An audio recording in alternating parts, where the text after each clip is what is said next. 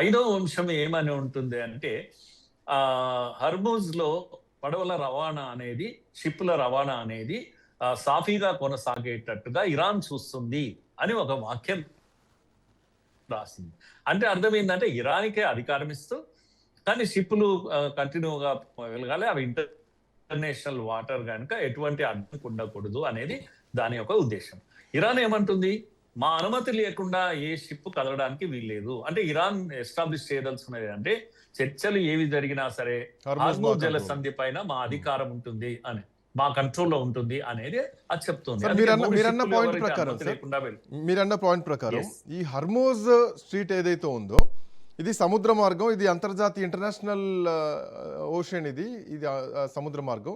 దీనిపైన ఎవరి పర్మిషన్స్ అవసరం లేదు, ఎవరి నౌకలకైనా భద్రతను కల్పించే బాధ్యత అమెరికాదని చెప్పేసి అమెరికా చేస్తోంది. ఇక్కడ ఇంకో పాయింట్ ఏంటంటే ఈ హర్మూజ్ జలసంధి ఇరాన్తో పాటు ఓమన్ మధ్యలో ఉంది. సో దీంట్లో చూసుకుంటే కనుక అంటే కొంత పార్ట్ సరే ఫర్ ఎగ్జాంపుల్ ఉత్తర తీరం అంతా ఇరాన్ ఆక్రమిస్తే కనుక దక్షిణ తీరం మొత్తం కూడా ఓమన్ ఆక్రమించింది. బట్ ఈ రెండు అంశాలని ఎట్లా చూడాలి, ఎందుకు ఇరాన్ తమకే కావాలన్నటువంటి పట్టుదలతో ఉంది, ఎందుకు ఇందులో ఓమన్ చర్చ రావట్లేదు, ఎట్లా చూడొచ్చు ఈ పాయింట్ని? అంటే అమెరికా ఏమంటుంది అంటే అయ్యా మీకు ఈ సముద్రం తీరంలో ఏ దేశం ఉంటుందో ఆ దేశానికి కొన్ని కిలోమీటర్ల వరకు ఆ దేశం యొక్క రైట్ ఉంటుంది కనుక అది వదిలేస్తే, అంటే వదిలేస్తే ఒమాన్ కు దగ్గరగా ఉండే వాటర్ లో వెళ్ళనివ్వండి, మీరు ఆపకండి, అది నీకు హక్కు కూడా లేదు, అది ఇంటర్నేషనల్ వాటర్ అవుతుంది. ఒకవేళ అబ్జెక్షన్ చేస్తే ఒమాన్ చేయాలి. ఏనప్పుడు అక్కడ వెళ్ళే షిప్పుల పైన నీకు ఎటువంటి రైట్ లేదు అనేది అమెరికా యొక్క వాదన. ఇరాన్ ఏమంటుందంటే ఈ యుద్ధంలో నేర్చుకున్న పెద్ద ఆయుధము ఇరాన్ తెచ్చిపెట్టుకున్నది ఏంటంటే హర్మూజ్ జలసంధి. హర్మూజ్ జలసంధిని నియంత్రించడం వల్ల ప్రపంచం ఊగిపోయింది. 20% ఆయిల్ చమురు రవాణా జరిగేది అక్కడి నుంచి. కనుక ప్రపంచం యొక్క గొంతు లాంటిది హర్మూజ్ జలసంధి, దాన్ని పిసికేస్తుంది. 3 షిప్పులను కొట్టింది. కొట్టంగానే అమెరికాకు కోపం వచ్చింది. మరి నీకు అధికారం లేదు, దీన్ని నువ్వు ఎట్లా చెలాయిస్తావు అని చెప్పేసి మళ్ళా యుద్ధానికి దిగింది అమెరికా. ఇక్కడే వస్తున్నటువంటి ఇదంతా the crux of the issue అంటాం. The crux of the issue ఏంటంటే హర్మూజ్ జలసంధి, స్ట్రైట్ ఆఫ్ హర్మూజ్ అంటాం దీన్ని. దానిపైన ఆధిపత్యాన్ని వదులుకోవడానికి ఇరాన్ సిద్ధంగా లేదు. అందుకే ఏమంటుంది అంటే అణు ఆయుధం అయినా వదుకుంటాం. అణు ఆయుధాలు ఎక్కడున్నాయి, తన దగ్గర ఇంకా లేవే లేవు, తయారే కానివ్వలేదు. దాడులు ఆల్రెడీ చేసింది, ఇజ్రాయెల్ కూడా దాడులు చేసింది.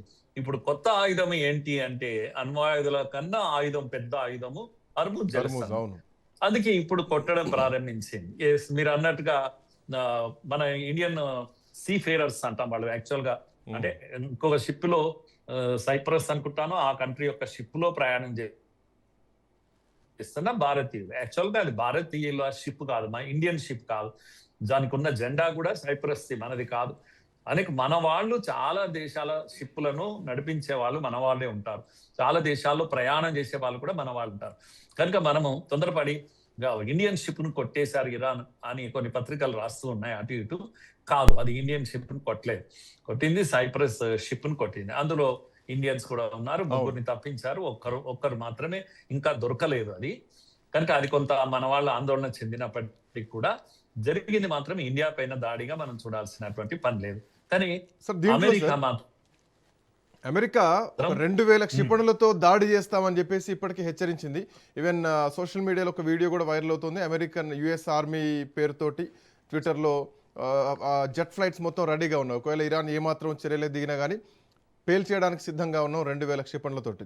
సో ఇది నిన్న రాత్రి జరిగినటువంటిది మనకు ఒక ట్రైలర్ లాగా కనిపిస్తోంది, ఏదైతే దాదాపు 300-400 ప్రాంతాల మీద జరిగినటువంటి దాడు. అండ్ ద పాయింట్ ఏంటంటే ఎందుకు అమెరికాకు ఇరాన్ ఒక సవాల్గా మిగిలిపోతోంది అన్న దాని వెనక కొంత ఇన్ఫర్మేషన్ సేకరిస్తే ఇరాన్ దగ్గర 2000 కిలోమీటర్ల పరిధితోటి 3000కు పైగా బ్యాలిస్టిక్ క్షిపణులు ఉండేవి. సో ఇవన్నీ కూడా పర్వతాల కింద అంతర్భాగంలో ఉన్నాయి, ఏ క్షణమైనా వాటిని రివీల్ చేయడానికి ఇరాన్ సిద్ధంగా ఉంది. అందుకే అమెరికాకు ఒక సవాల్గా మారిపోయింది ఇరాన్ అన్నది ఒక అంతర్జాతీయంగా జరుగుతున్నటువంటి చర్చ. దీంట్లో ఎంతవరకు వాస్తవాలు ఉండొచ్చు? నిజమండి, మీరు చెప్పేది నిజము. ఎందుకంటే ఇరానే కాదు, ఆఫ్ఘనిస్తాన్ లో కూడా కూడా ఈ సమస్యలు అమెరికాకు వచ్చినాయి. గతంలో ఒక అనుభవం ఉంది. ఈ దేశాలకు ఉన్న గొప్ప బలం ఏంటి అంటే టెరైన్ ఈజ్ దేర్ ఎనర్జీ అని.